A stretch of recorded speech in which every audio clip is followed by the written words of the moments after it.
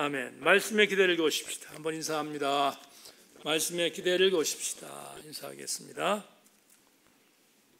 네, 오늘 우리 교우들과 함께 나눌 말씀의 제목은 헌금의 역설이라는 제목을 갖고 우리 교우들과 함께 말씀을 나누겠습니다. 은혜 시간 되기를 다시 한번 주님의 이름으로 소망합니다.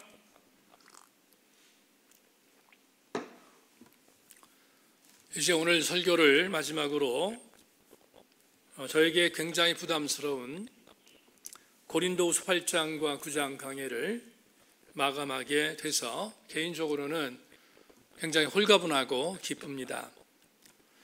우리 교우들이 인정하든 인정하지 않든 목사에게 있어서 헌금 설교는 분명히 지뢰밭을 건너는 것처럼 부담스러운 설교인 것이 분명합니다.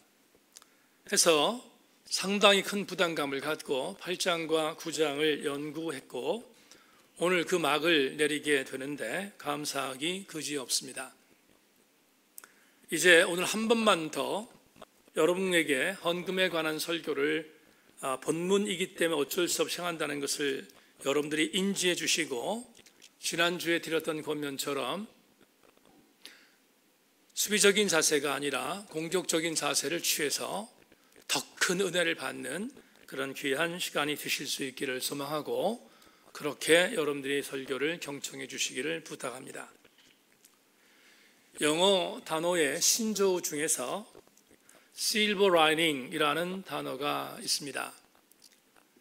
이 silver lining이라는 이 단어를 직역하면 그대로 직역하면 여러분 지금 옷을 입고 계시지 않습니까? 근데 옷을 열어서 안쪽을 보면 이 안쪽에 실이 아니라 실버, 은으로 되어 있다 하는 뜻입니다. 라이닝이란 단어가 안에 내 쪽에 있는 벽을 말하기 때문에 옷감 안에 내 쪽을 보니까 거기 생각지도 못하게 은으로 되어 있다 하는 그런 단어가 실버 라이닝이라는 단어입니다. 여러분 한번 곰곰이 생각해 보십시다. 형편이 여의치 않아서 적은 돈을 갖고 내가 별로 그렇게 탐탁하지 않게 여긴 옷을 어쩔 수 없이 샀습니다. 그런데 사고 나서 입고 옷을 펼쳐보니까 안쪽에 재질이 옷감이 은으로 되어 있다면 어떤 생각이 드시겠습니까? 수지 맞았잖아요. 싼 값으로 샀는데 안에 은이 있으니 얼마나 수지 맞은 장사입니까? 그래서 실버 라인이라는 말은 이럴 때 사용합니다. 어떤 사람이 불행한 일을 당해서 낭망하고 있습니다. 그런데 그 낭망이 조금 후에 또 다른 결과로 이어졌는데 희망으로 바뀌는 것입니다. 이번에 동남아시아에 있는 모 나라에서 비행기가 추락했습니다.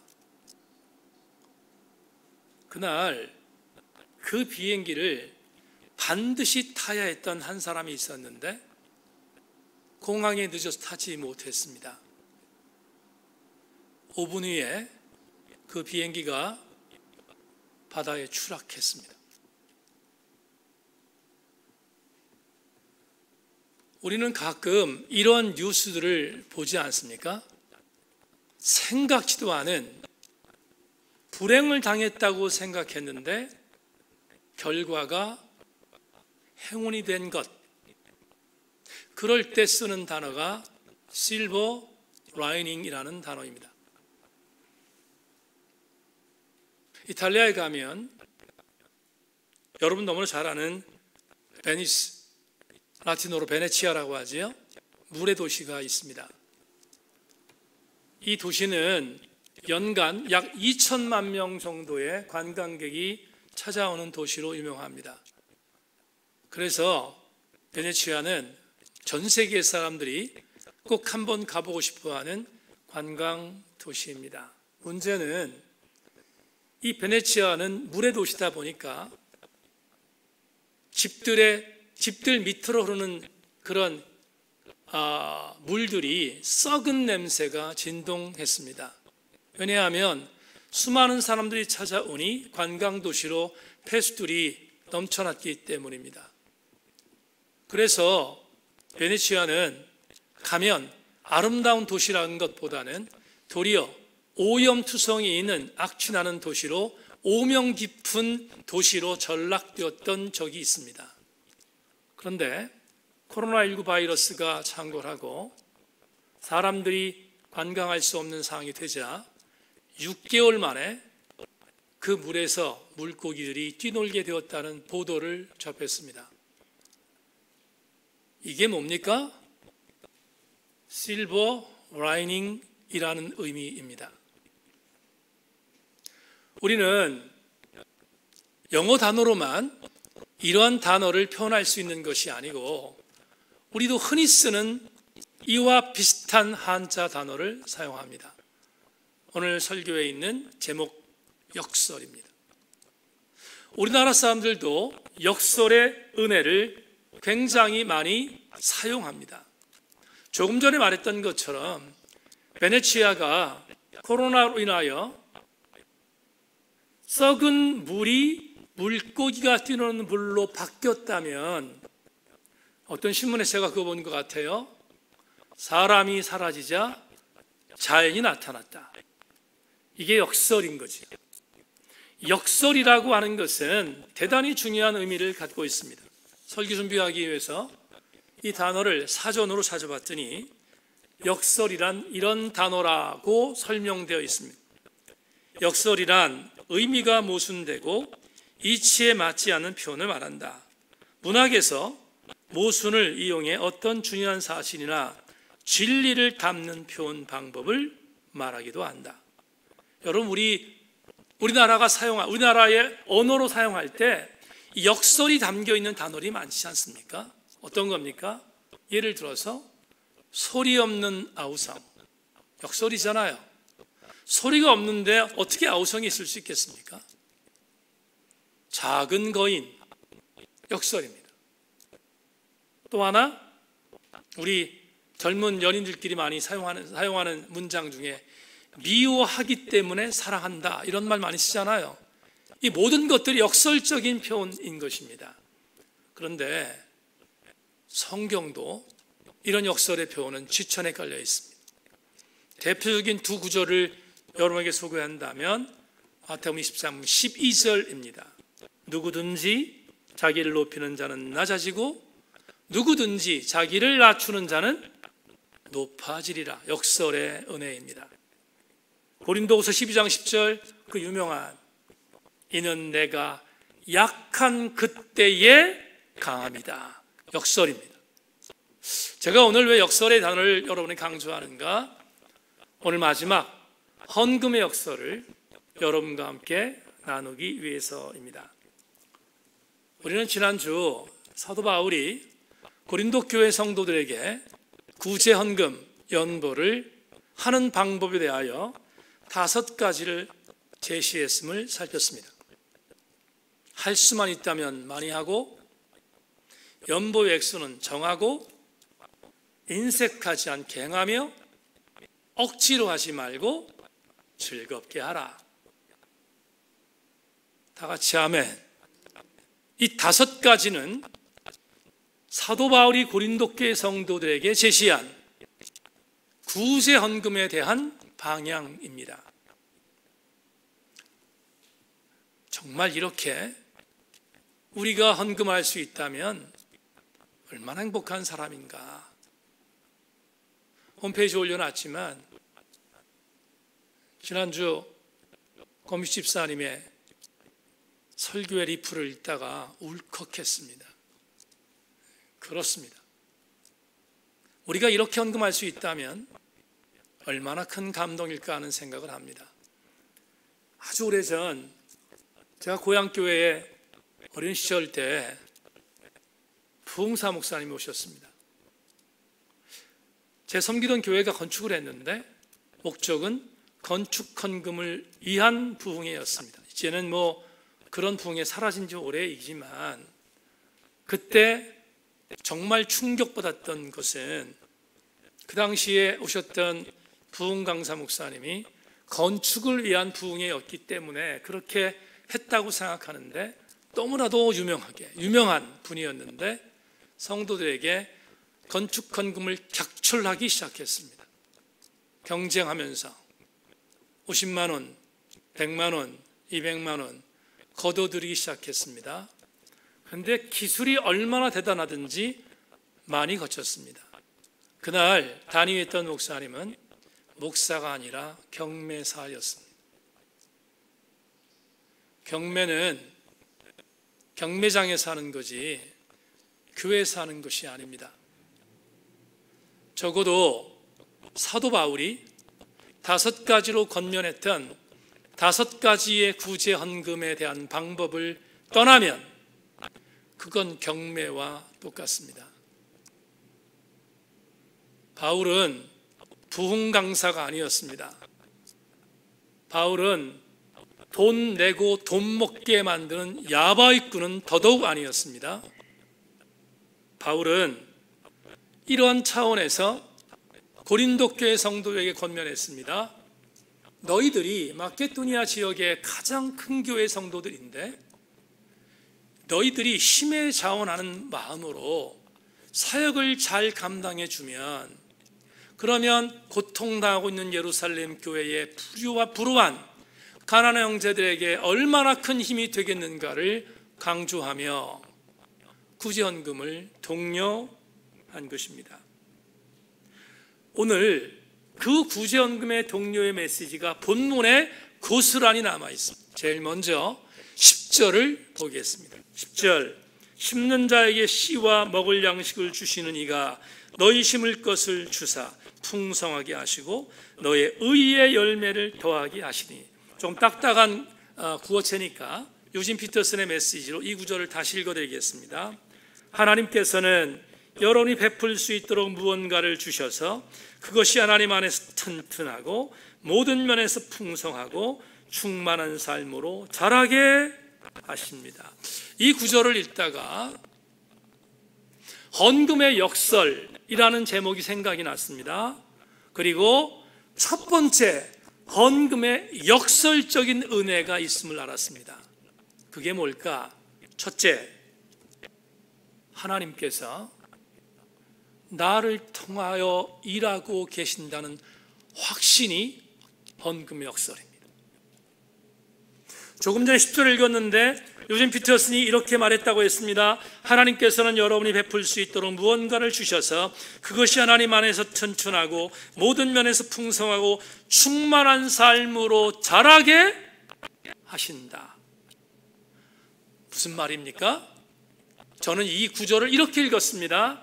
하나님이 헌금을 하라고 하는 것보다 더 중요하게 느낀 것이 있습니다. 아, 하나님께서 나와 함께 일하고 싶어 하시는구나.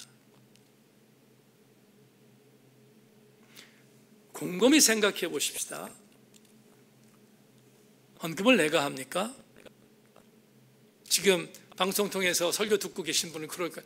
목사님 그럼 내가 하지 뭐 다른 사람이 합니까? 그렇게 생각하시는 분이 계시는데요. 그건 하수입니다. 그렇지 않습니다. 헌금은 여러분이 하는 것이 아닙니다. 헌금은 하나님께서 여러분들에게 하게 하셨기 때문에 하는 것입니다. 그렇다면 이런 전제가 필요합니다. 누구에게나 헌금하라고 하지 않습니다. 하나님은 누구에게나 헌금하라고 하지 않습니다. 오늘 맨 마지막 15절에 헌금이 은사라고 했어요. 바울은.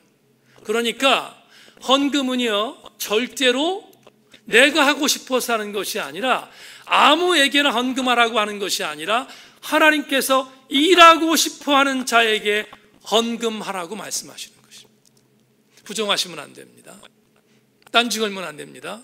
분명한 사실, 오늘 10절의 말씀에 의하면 하나님께서 나로 하여금 헌금하도록 만드셔서 내가 헌금함으로 인하여 나를 영적 삶에서 자라게 하시기 위하여 헌금하게 하신다고 10절은 우리에게 강조하고 있습니다. 여러분 이런 감동이 있으십니까? 굉장히 많은 사람이 있습니다. 그런데 그 굉장히 많은 사람 중에서 나에게 헌금하라고 명령하신 하나님, 기분 나쁩니까? 정말 문제가 있는 사람이고요. 기분 나쁘면 안 됩니다. 감사해야 합니다. 왜? 하나님께서 나에게 헌금하라고 하나님이 나를 통하여 일하고 싶어 하시는 메시지가 담겨 있기 때문에. 제가 중학교 때 판서를 좀 했습니다. 저는 중학교 3학년, 고등학교 3학년 때 임원이었습니다. 서기를 했습니다. 지금은 글씨를 잘 못 쓰지만 학교 다닐 때 정말 제가 글씨를 판서는 잘 썼습니다. 잘 썼으면 잘 썼는지 아십시오. 잘 썼습니다. 정말로.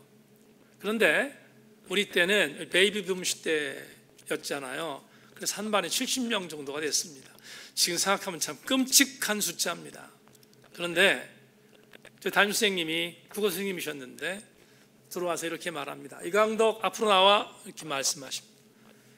이거 오늘 동기생들을 위해서 칠판에 써라. 그리고 그 책에 있는 내용들을 쓸 내용을 저한테 주시면 보부도 담당하게 나갔습니다. 그리고 칠판에다가 제 잘 쓰는 글씨라고 생각하고 그리고 칠판에다가 판서를 대신해서 선생님을 도와드렸습니다. 그때 너무 좋았습니다. 왜 너무 좋았는지 아십니까? 제 이름을 불러주셨기 때문에. 70명, 60명 된 학생들 앞에서 강덕아 라고 불러주시는 그 한마디가 나를 기억하고 있다는 것 때문에 얼마나 좋았는지 모릅니다. 너무 좋았습니다. 서기를 못하신 분들은 전혀 느낄 수 없는 겁니다. 정말로 좋았습니다. 선생님이 나를 불러주는 한 가지 이유 때문에. 여러분, 이사야가 말하죠. 내가 너를 지명하여 불렀다고 주님 말씀하셨던 그 말씀 그대로 선생님이 나를 지명하여 불렀다는 것은 얼마나 큰 감동인지 모릅니다. 그래서 선생님이 나를 지명해서 나를 택하여 동기생들을 위하여 봉사하라는 것보다 더 중요한 것은 내 이름을 기억했다는 사실 때문에 너무 행복했습니다. 누군가가 나를 기억해 주는 것은 기가 막힌 감사입니다. 지금 전라도 익산에서 남편의 고향이 익산인데 내려가신 제가 알고 있는 권사님 한 분이 계십니다. 진해교에 있을 때 지사 충성하던 권사님이신데 그 권사님이 제가 진해교 심음할 때 정말 충성했습니다. 근데 그분의 달란트는 어린아이들에 대한 사역이었습니다. 그때도 적은 나이는 아니셨는데 어린이 전도협회에 참석해서 직접 본인이 가셔서 열심히 사역했고요. 어린이 전도협회에서 하는 그 시스템에 따라서 아이들을 얼마나 사랑하는 마음으로 사역을 감당했는지 모릅니다. 그래서 제가 어느 날 그 권사님을 주일학교의 사역자로 임명했습니다. 권사님에 대한 영혼 사랑에 대한 부분을 알기 때문에 제가 사역을 사역자로 임명했습니다. 신바람하게 사역했고요. 그리고 아마 그 권사님이 사역했을 때가 제가 짐작할 때 진해교회 주일학교 사역 중에 가장 부흥할 때였습니다. 정말로 많이 부흥했던 때였는데 어느 날 주일이었습니다. 제 목양실에 그때도 목양실이 3층이었는데 3층에 목양실로 권사님 찾아왔습니다. 그래서 저한테 이렇게 물었습니다. 목사님, 저를 뭘 믿고 주일학교 사역을 맡기셨습니까? 저는 배운 것도 별로 없고 그리고 전문적인 지식도 별로 없는데 그리고 아이들한테 경제적인 도움도 별로 주지 못하고 있는데 도대체 목사님 왜 저에게 이런 일을 맡기셨습니까? 눈물 글썽이면서 저한테 말씀하셨습니다. 그분은 일 맡은 것에 대해서 시비 골라 올라온 게 아니고요. 너무 감사해서 올라와서 말씀했습니다. 근데 그때 그 권사님 기억하고 계실지 모르겠는데 제가 한마디 했습니다. 막 그 감격에 대한 부분에 대해서 얘기할 때 제가 그 권사님한테 이렇게 말했습니다. 권사님 아이들 사랑하잖아요. 한마디 했습니다. 권사님 아이들 사랑하시잖아요. 아이들의 영혼을 사랑하는 것보다 더 중요한 게 어디 있겠습니까? 그러니까 주일학교를 맡겨서 귀한 사역 감당으로 만들었는데 신바람나게 사역했고 헌신했습니다. 그때 그 권사님이 훗날 지금 저에게 아마 그런 말씀을 하실 수 있을 것 같습니다. 어떤 목사님 너무 감사했습니다. 나 같은 사람 기억해 주셔서. 누군가가 본인을 인정하여 기억하고 있다는 것은 어마어마한 감사입니다. 하물며 하나님께서 나를 기억하셔서 사랑하는 아들아, 사랑하는 딸아, 내가 너와 함께 일하고 싶다. 여러분, 헌금이라고 생각하면, 물질이라고 생각하면 이 감격이 별로 있을 수 없어요. 그런데 하나님이 나를 기억하셔서 나와 함께 일하고 싶다는 표현하신 것이 헌금이라면 이것보다 엄청난 감격이 어디 있습니까? 오늘 10절은 우리에게 이렇게 말씀하신 겁니다. 고린도 교회 형제들아, 하나님께서 너희들에게 연보할 수 있는 그 무언가를 주셨다. 그것을 주심으로 너희와 함께 일하고 싶어 하신다. 더불어 그것을 인하여 너희들이 성장할 수 있도록 충만한 삶으로 이끄신다. 이 복에서 탈락되는 성도 없는 우리 세인교회 되기를 주님의 이름으로 축원합니다. 우리 모든 성도들, 하나님이 일하고 싶어 하는 것이 헌금의 역설인 것을 가슴에 담고 하나님 앞에 이 은혜 안에 서가는 귀한 교우들 되기를 주의 이름으로 소망합니다. 둘째, 오늘 본문 11절과 12절을 보겠습니다. 너희가 모든 일에 넉넉하여 너그럽게 연보함을 함은 그들이 우리로 말미암아 하나님께 감사하게 하는 것이라.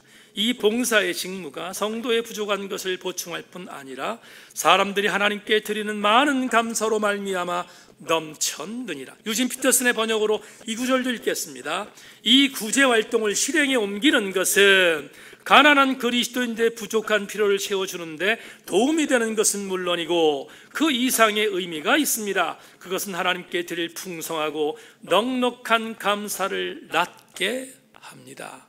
그렇다면 헌금의 두 번째 역설이 있습니다. 뭘까요? 헌금 행함은, 연보를 행함은 행하는 자와 받는 자에게 감사를 알게 해주는 역설의 은혜가 있습니다.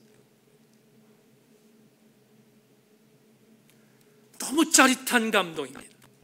바울의 메시지는, 이 권면은 기가 막힌 단발마적인 감동이 있는 메시지입니다.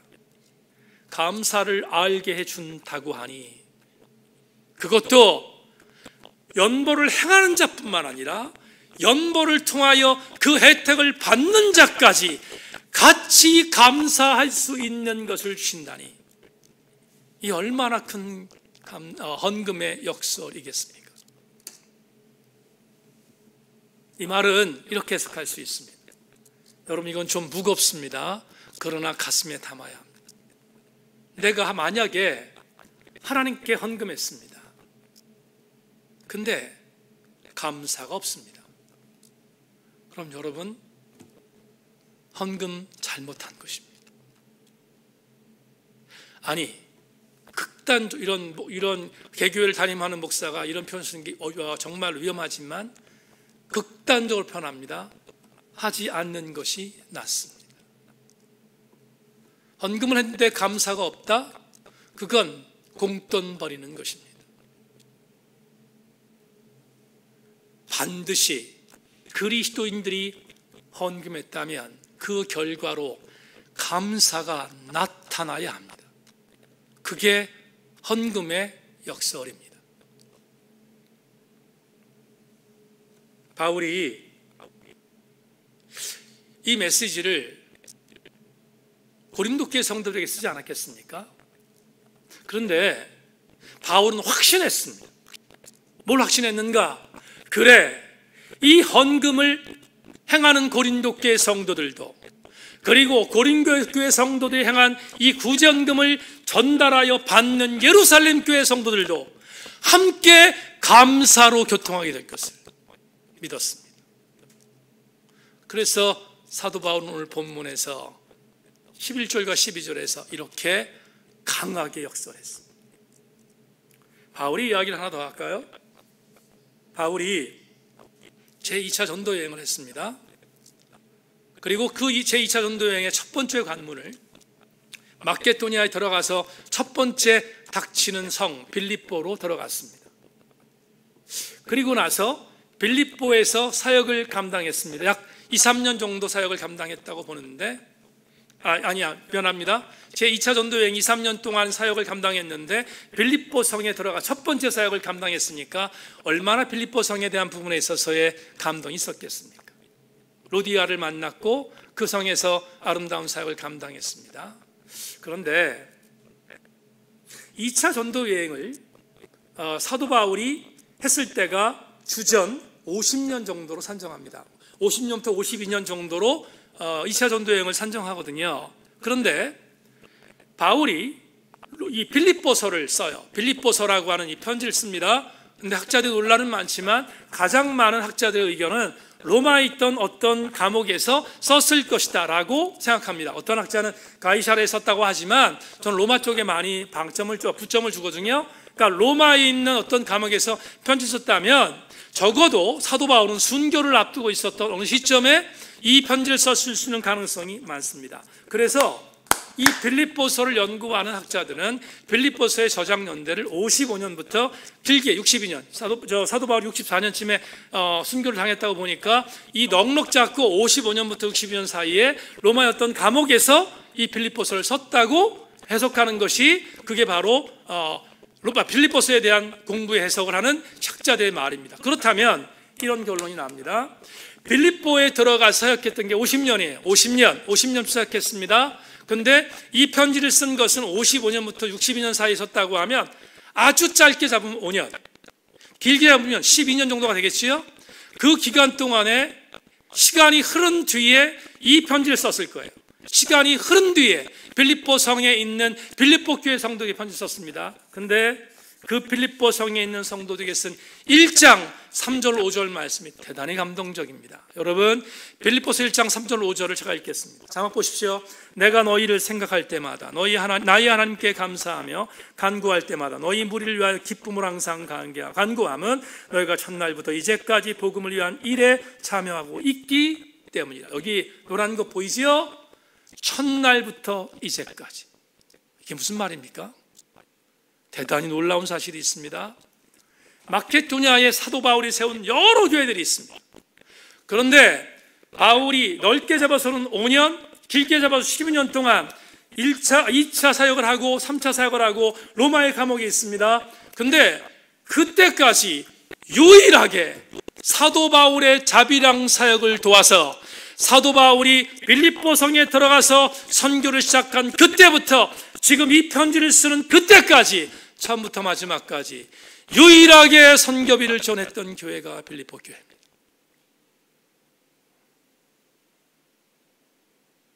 첫날부터 지금까지 바울은 그래서 빌립보서 1장 3절 5절에서 다시 나의 하나님께 감사하며 간구할 때마다 너희 불의를 위하여 기쁨을 항상 간구함은 너희가 첫날부터 이제까지 복음을 위하여 참여하기 있기 때문이라 고백하고 있는데 여기 나오는 말이 뭡니까? 내가 너희에게 생각날 때마다 감사한다 이렇게 말하잖아요. 얼만큼 감사했습니까? 빌립보서 1장 6절은 말합니다. 그리스도의 심장으로 너희를 사랑한다고. 여러분, 구제헌금, 헌금 드림은 감사를 탄생하게 만듭니다. 우리 교회가 2021년을 맞이해서 선교위원회에서 32구자를 피선교지에 선교하는 것으로 그렇게 결정을 하고 사역을 감당하게 됐습니다.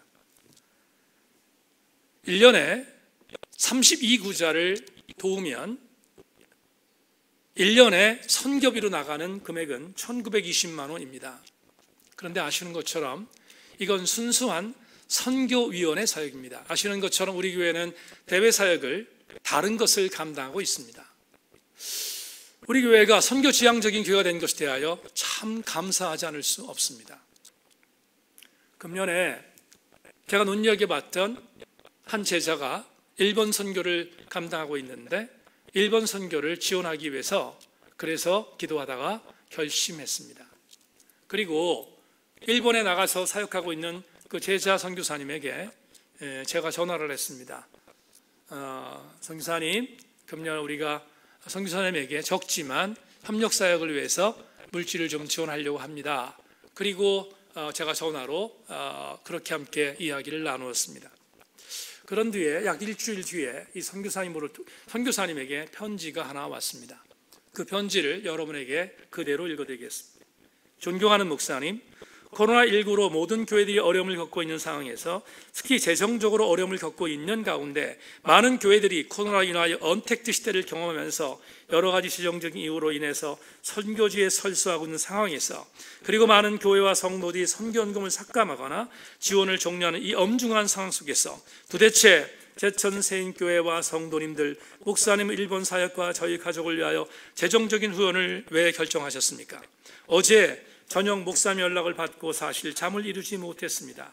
지금의 현실에 전혀 맞지 않는 당혹감과 함께 감사함이 교차하였고 우리 주님께 이런 상황에서 감사함으로 받아야 하는지 혹시나 교회의 성도님들과 목사님께 누를 끼치는 것은 아닌지 여러 가지 생각으로 잠을 이루지 못하였습니다.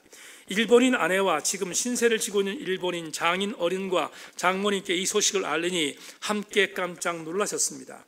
일본 말에는 엔요시나 구테모 이요라는 말이 있습니다. 얼마 전 소천하신 저 일본에서의 사역에 있어서 많은 영향을 주신 호리우치 아키라 목사님께서 저에게 자주 이런 말씀을 해주셨습니다. 이 말의 의미는 선의를 너무 사용하는 것도 예의가 아니라는 의미입니다. 선의를 은혜와 감사함을 받고 그에 대한 보답을 성의껏 하면 된다는 것이지요. 일본 선교사역과 저희 가정을 위해서 제천교회 세인교회의 동역자들로 섬길 수 있는 은혜와 기회를 주신 성도님들과 담임 목사님께 깊은 감사를 드립니다. 조만간 저의 가족 소개와 사진 그리고 일본에서의 사역 소개와 기도 편지를 보내드리도록 하겠습니다. 여호와의 말씀이니라 너희를 향한 나의 생각을 내가 하나니 평안이요 재앙이 아니니라 너희에게 미래와 희망을 주는 것이나. 이레미야 29장 11절. 2021년 새해 제천세인교회 모금의 선교 사역 위에 미래와 희망이 가득 넘치는 한 해의 길을 위하여 두 손 모아 기도합니다. 신옥철 선교사들이 글을 읽다가 다시 한번 확신했습니다. 구제하고 선교하고 나누고 이웃들을 위하여 함께 사용하는 일체 물질의 사용은 물질의 통용이 아니라 주는 자와 받는 자가 감사를 만들어내는 통로인 것을. 사랑하는 세인교회 지체 여러분, 여러분들은 감사하는 마음으로 헌금하고 있습니까? 마지막 세 번째 13절부터 15절을 읽겠습니다. 굉장히 오래간만에 세대지 설교하려니까 급한데 마지막 드립니다. 마지막 맞춰야 돼요. 13절로 15절. 이 직무로 증거를 삼아 너희가 그리스도의 복음을 진실히 믿고 복종하는 것과 그들과 모든 사람을 섬기는 너희 후한 연보로 말미암아 하나님께 영광을 돌리고 또 그들이 너희를 위하여 간구하며 하나님이 너희에게 주신 기억한 은혜로 말미암아 너희를 사모하느니라. 말할 수 없는 그의 은사로 말미암아 하나님께 감사하노라. 세 번째, 연보행함은, 헌금함은 최고의 은혜로 우리를 이끄는 견인차임을 알려줍니다. 13절을 시작하면서 바울은 직무라는 단어를 썼습니다. 이 직무로 증거를 삼겠다. 이 직무라는 헬라어 단어가 우리가 너무 잘 아는 디아코니아입니다. 디아코니아 무슨 뜻입니까? 섬기다라는 뜻이잖아요. 그런데 우리 개신교에서는 이 디아코니아에서 디콘이라는 단어를 만들어냈는데 디콘이 집사입니다. 여러분, 집사는 초대교회 7집사는 사도들은 말씀 전하는 것과 기도하는 것에 전무했습니다. 그런데 집사들은 공개했습니다. 공개라는 말은 섬겼다 이 말입니다. 집사들이 행했던 것은 뭐다? 섬겼다. 그러면 이 섬겼다는 이 단어 디아코니아를 직무로 생각했던 사도 바울은 이 섬김에 헌금도 들어간다고 믿었습니다. 그래서 사도 바울은 이 헌금을 행하는 것을, 이 직무를 증거로 삼겠다고까지 말하고 있습니다. 적어도 헌금하는 자가 그리스도의 일꾼으로, 청직으로, 섬기는 자로 그렇게 하나님께서 인정한다는 표현을 오늘 본문에서 말하고 있습니다. 그런데 역설의 은혜가 있습니다. 어떤 역설의 은혜입니까? 이렇게 헌금을 통하여 섬기는 자에게 주어지는 은혜가 있습니다. 이렇게 성경은 말합니다. 만약에 너희들이 이 직무를 통하여 증거를 삼아 구제연본에 대하여 최선을 다할 때 내가 너희들에게 주는 역설이 있다. 그 역설이 뭐냐? 지극한 은혜로 너희들을 이끌 것이다 라고 말하고 있습니다. 오늘 본문에 제가 강조하고 싶은 단어, 지극한 은혜라는 단어가 있습니다. 지극한 은혜라는 단어, 여러분, 이 지극한이라는 단어는 우리나라 성경에는 형용사로 되어 있지만 언어 성경을 보면 동사입니다.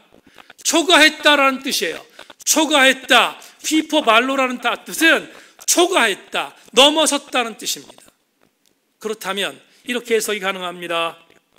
하나님께서 우리가 구제연보를 통하여 그리고 헌금을 통하여 이웃을 사랑하고 우리의 주변에 있는 불쌍한 영혼들을 사랑할 때 내가 너희에게 주는 은혜가 있는데 그 은혜는 일반적인 은혜가 아니라 뛰어넘는 은혜일 것이다. 넘치는 은혜일 것이다. 내가 은혜를 넘치도록 줄 것이라고 바울은 권면하고 있습니다. 이런 생각을 갖고 오늘 은혜를 마무리하겠습니다. 사랑하는 교회 여러분, 여러분들이 지극한 마음으로 아름다운 헌금을 행할 때 우리에게 주시는 하나님의 역설의 은혜는 그것보다 더 큰 은혜를 초과하도록 만드신다는 것입니다. 저는 욕심이 많은 목사라서 그런지 모르지만 우리 새인교회 성도들이 은혜를 그냥 받는 것이 아니라 언제든지 하나님께서 초과하여 넘치는 은혜를 받는 주인공들 되시기를 주님의 이름으로 소망합니다. 여러분, 야고보서에서 하나님이 지혜를 주실 때 이렇게 준다고 했어요. 차고 넘치도록 흔들어 보겠다 말씀합니다. 사랑하는 우리 새인교회 성도들이 감사하는 마음으로 하나님 앞에 연보의 아름다운 사역을 감당할 때 차고 흔들어 넘치는 은혜를 공급받는 주인공들이 우리 새인교회 성도들 다 되기를 주님의 이름으로 축원합니다. 말씀 맺겠습니다. 요즘에 JTBC에서 Sing Again이라는 오디션 프로그램을 하는 것을 알고 있습니다.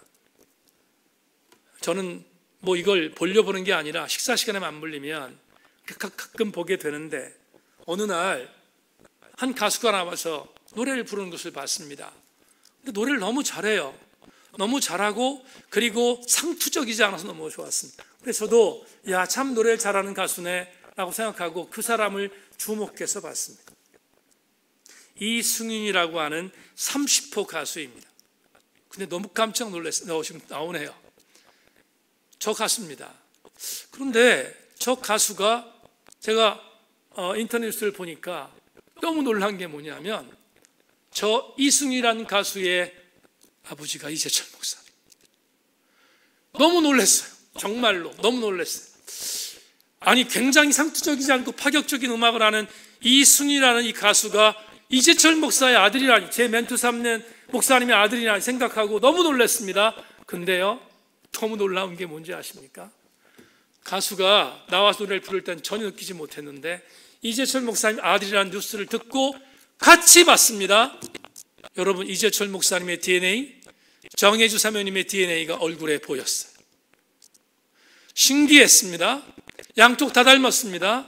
제가 정혜주 사모님도 알거든요. 근데 양쪽 다 닮았습니다. 아십니까? 자식은 아무리 피하려 할지라도 아버지 어머니의 DNA를 닮았다는 것을. 갱기순 집사가 그랬대요. 사모님한테 그랬대요. 사모님, 이원 전사님이 설교할 때 웃을 때는 사모님이고 설교할 때는 목사입니다. 어디 갑니까? DNA가? 어디 안 갑니다. 똑같습니다. 오늘 말씀을 마무리하면서 이렇게 여러분에게 드리고 싶습니다. 김기성 목사님 글 하나 소개하겠습니다. 더욱 충만한 인간이 되어간다는 것, 하나님께서 창조하신 본래 인간이 되어간다는 것, 더 나아가 영적 감각들이 참여하고 파트너가 되고 신적 생명을 함께 나누는 피조물이 되어 하나님을 반영하는 형상으로 되어가는 것이 하나님의 성품에 참여한다는 것입니다. 하나님을 반영하는 형상은 하나님의 DNA를 잡는 것입니다. 저는 우리 교회 성도들이 하나님의 DNA를 담는 아주 중요한 하나의 사역 중에 하나가 헌금이라고 믿습니다.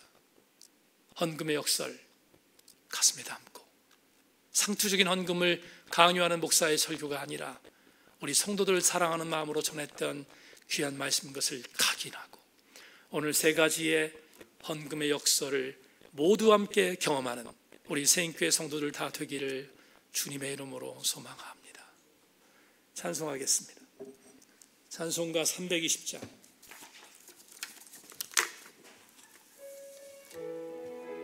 말씀 생각하면서 찬송하겠습니다.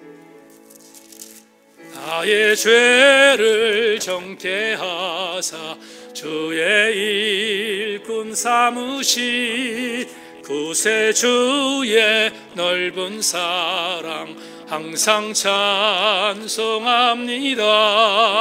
나를 일꾼 삼으신 주 크신 능력 주시고 언제든지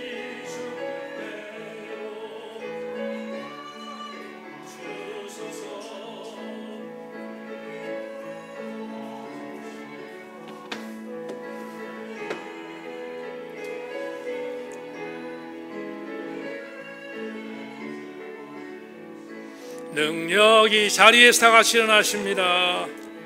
나를 일꾼 삼으신 주 크신 능력 주시고 언제든지 주 뜻대로 사용하여 주소서. 아멘.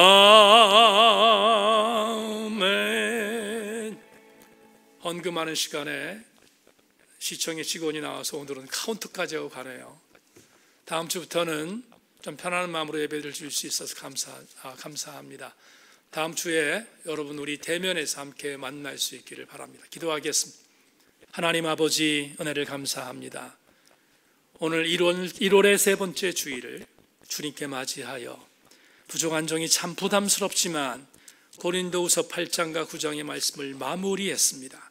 하나님 선포된 헌금의 역사를 가슴에 담고 우리 교우들 이 복을 잃지 않도록 하나님 인도하여 주시옵소서. 아버지 하나님 원합니다.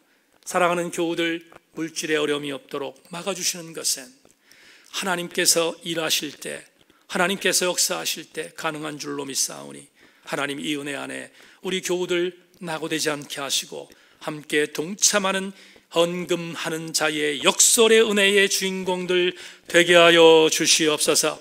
드린 예물 귀하게 받으시고 성도들 신바람나게 사역할 수 있도록 일터, 경영터, 직장, 범사, 가족까지 함께하여 영광을 돌리는 아름다운 간증들이 흘러넘치게 하여 주시옵소서. 지금은 우리 주 예수 그리스도의 은혜와 하늘 아버지의 극진하신 사랑과 성령님의 감동 감화하시며 은혜가 오늘 주님께 모여 예배하며 주님 그렇군요. 헌금은 물질이 아니라 하나님의 일하심이었군요. 감당하겠습니다. 결심한 우리 모든 교우들 머리 위에 우리 한국교회 위에 그리고 이 사역에 앞장서가고 있는 우리 세인교회 전체 위에 지금부터 영원토록 함께 계시옵기를 간절히 축원하옵나이다. 아멘 아멘 아멘. 감사합니다.